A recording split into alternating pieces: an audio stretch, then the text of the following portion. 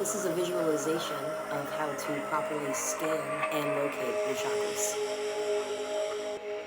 You start at the crown and make your way all the way down to the root chakra. Beware of any temperature differences that you may notice. Now, I'm going to show you the locations of the chakras and how to properly scan.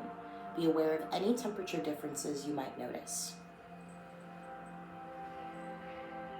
This is the crown. This is the third eye. This is the throat. This is the heart. This is the solar plexus. This is the sacral. And this is the root. Thank you for watching. I hope this was beneficial.